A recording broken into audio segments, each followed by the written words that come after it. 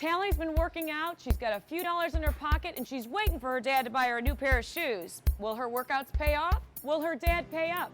Let's check it out.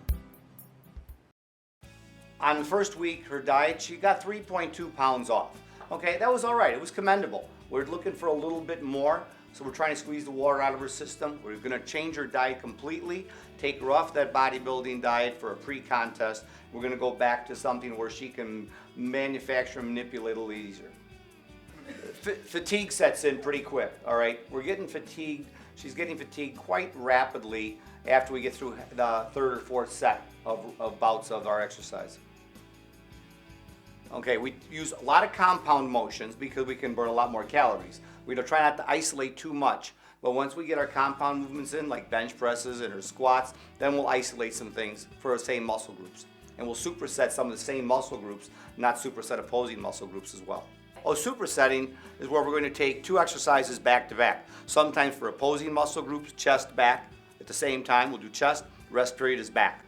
All right, we'll do a bench press, then a pull down. Other times, we'll pre-exhaust her and we'll take a fly right to a bench press, so it's chest to chest. Really intense. She's got to learn to build up to that, and I've got to manipulate that for her. Last week, I lost 3.2 pounds, and I'm totally excited about it.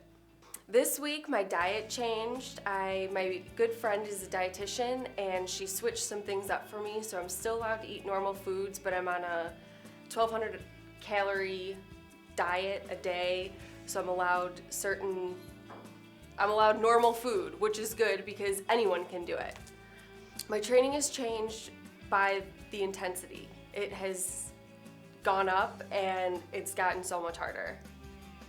My dad says to me during workouts that he's gonna add on extra sets if I don't do it the right way, that I'm cut off if I don't finish the right set, so it's definitely hard to get through.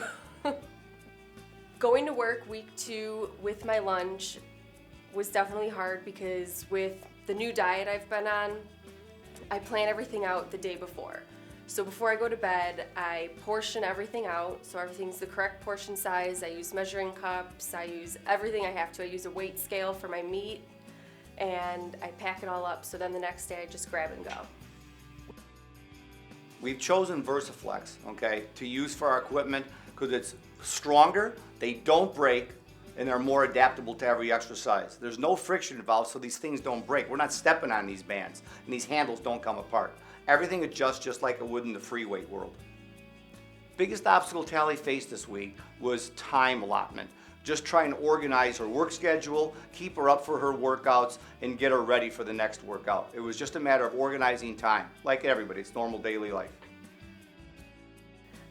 Some of the stuff has gotten easier. My muscles aren't as sore as they were the first week, but I definitely still feel the pain. Hi, I'm Andrea Metcalf with your healthy food tip of the day. You know, we all want to be top chefs, and after speaking to a few, I found out some of their secrets. The first is dicing up an onion. Now, you may not want to drag out your food processor for just a little diced onion in a recipe, so I learned this trick. Take a serrated knife and cut across and then down the onion just a little ways, because you probably don't need that much for the recipe. Then slice straight down. Of course, cut off the top and bottom of the onion, and you'll end up having some nice diced onion. Another trick is working with squash.